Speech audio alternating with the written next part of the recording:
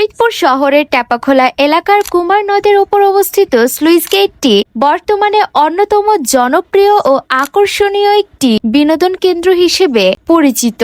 এখানে গেলে মন প্রাণ জুড়িয়ে যায়। এখানে যাওয়ার পরপরই কবিতার কথা মনে পড়ে গেল। চলুন একটা কবিতা শোনা যাক।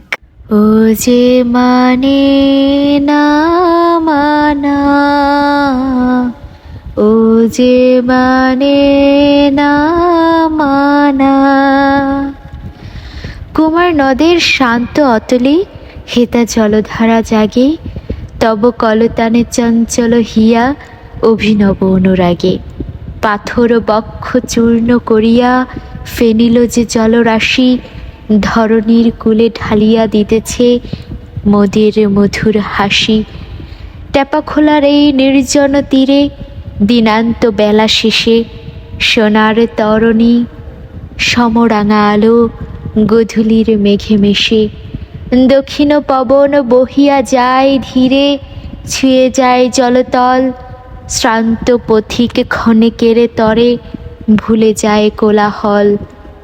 এখানে আসিয়াছে ব্যাকুল পরাণ, মেলিয়া আকুল আখি।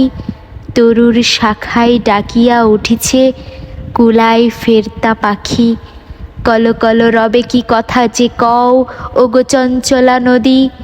তোমারই ছন্দে মোর গানখানি বাজিয়া উঠিত যদি। ও যে মানে না মানা, ও যে মানে না মানা। জায়গাটিতে আপনারা অনেক ধরনের খাবার দেখতে পাবেন যেগুলো আনহেলদি। যাই হোক, এগুলোকে শুনে এখানে টমটম গাড়ি দেখে আমার ছোটবেলার কথা মনে পড়ে গেল। দেখতে পেলাম আশেপাশে পরিষ্কার পরিচ্ছন্নতার কার্যক্রম চলছে। আমরা যদি সকলেই যথাস্থানে ময়লা ফেলি তাহলে কিন্তু এত নোংরা হয় না। হঠাৎ দেখতে পেলাম মুরগিদের আনাগোনা এবং বিড়ালের আনাগোনা।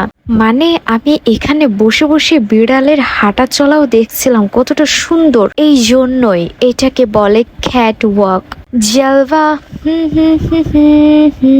ভাই ভাই ভাই, আজ অব্দি কাউকে এতটা ডেডিকেশন দিয়ে ছবি তুলতে দেখিনি। আমার জীবনে এরকম একটা বন্ধুর বড়ই অভাব। আরো দেখতে পেলাম মনের আনন্দে কিভাবে সাঁতার কাটা যায়। যাই হোক, আরো কিছু গুরুত্বপূর্ণ কথা বলতে চাই এই ভিডিওতে। এই স্লুইস গেটটি মদনখালী স্লুইস গেট বা টেপাখোলা স্লুইস গেট নামেও পরিচিত। এটি ফরিদপুর শহরতলি টেপাখোলা লেক ও কুমার নদের সংযোগ স্থলে অবস্থিত। আশেপাশের এলাকার পানি প্রবাহ নিয়ন্ত্রণ ও সেচ কাজের সুবিধার জন্য এটি তৈরি করা হয়েছিল। বর্তমানে এর শান্ত পরিবেশ, পানির স্রোতের শব্দ ও মৃদু বাতাসের জন্য এটি তরুণ ও স্থানীয়দের কাছে আড্ডার প্রিয় স্থান। খোলামেলা পরিবেশে সময় কাটানোর জন্য এটি আদর্শ।